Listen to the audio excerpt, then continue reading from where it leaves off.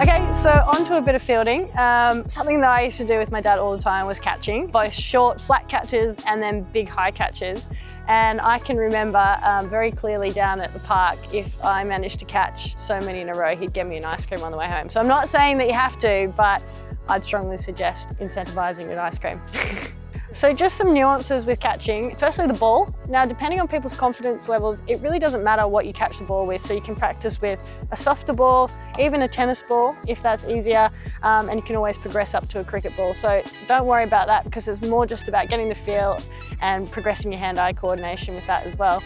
In terms of actual catching, there's sort of different kinds of trajectory of balls. So flat catches, where basically when I'm underarming the catch, it's just going to come out nice and flat, probably somewhere between knee and chest height is a flat catch. Sometimes it's a bit lower, maybe a touch higher, but you're sort of aiming for a throw around there for a player to catch. A high catch, probably a lot higher, so one that goes quite high in the air and then drops down. Sometimes a player will have to move to get under that, and they're also lifting their head up to spot it and, like, I guess, pick the flight path of the ball to make the catch. So with that one, I'm just going to lob it up into the air, hopefully somewhere near them, but they can track it and then configure their feet under the ball to make that catch. Okay, so we're going to do flat catches first. So let's go 2 hands. When you take it, just go to the back of the line. All right, ready? Cool. Catching. Cool. Let's keep our fingers nice and pointed at the ball. Nice. Good soft hands, let it come. Good. Well done. Great positioning, everyone. You're really ready for it. Catch. Great. Ready? Yes, nice. Should we go one hand now? So if you're right-handed, catch with your right. If you're left-handed, catch with your left. Okay, you ready? Well done. Sorry. You're all right. Good catching. Oh, everyone's too good. Great catch. Okay, you ready? Well done. Okay, buddy. You ready? Here we go. Yes, great catch. All right. Ready? Yes, good catch. Okay, you're too perfect already. Okay, so we're gonna go straight to non-dominant. So your opposite hand, okay? Wow, good start. Well done. That just stuck. Yes, woohoo! This is the most talented team I've ever come across. Yes, good catch.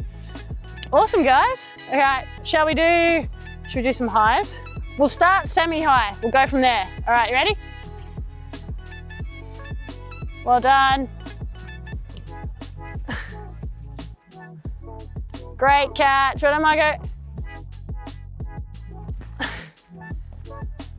Oh, great catch. Well moved. Are we going higher? Okay, you guys stay there. All right, ready?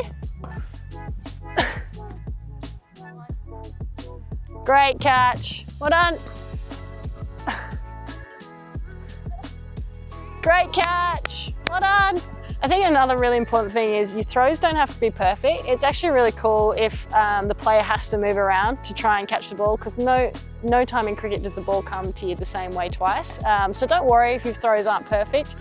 Even if it doesn't make it to them on the full, it's also just about the way that the player moves to the ball, because they've got to field it and get it back to the keeper if it's not a catch. Hey, unreal, guys, well done.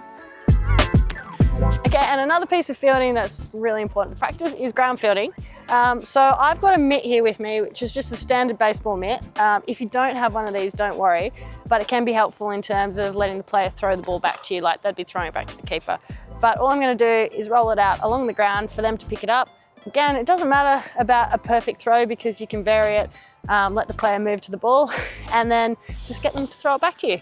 Quick one with the ground fielding, staying nice and low with the ball, getting your body behind it. So if we're coming in and the ball's on the ground, we want to almost like get our back foot behind the ball, so there's something down behind it. Nice soft hand so we can pick it up before you throw it as well. So sometimes when you're really excited to get the ball in your hands and throw it back to the keeper, you almost forget to pick it up before you throw it. So remember, nice and low, pick the ball up in front of your back foot if you can, and then throw. Great job, great throw.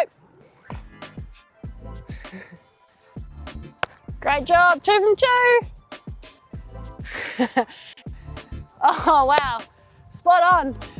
Yes, Margot. Woo! Nice one. Here we go, Coco. Great job, top throw. Hopefully they were some really simple and easy ideas that you can do, whether it's at the local nets, down at the park, or even in your backyard if you've got the space, just to bring together all the different skills of cricket. I think one of the big key things is it's not about really fancy drills or anything super special with equipment or anything like that. It's just the consistency of practicing something over and over again and becoming a master of it, understanding the skill, knowing how your body works with a bat or with a ball, and just enjoying it as well. Some of my best memories are down at the nets with my dad and my older brother as a kid, batting, bowling, fielding until it got dark, and then we'd go and get an ice cream on the way home. So I hope that helped. Most importantly, keep having fun and enjoying your cricket.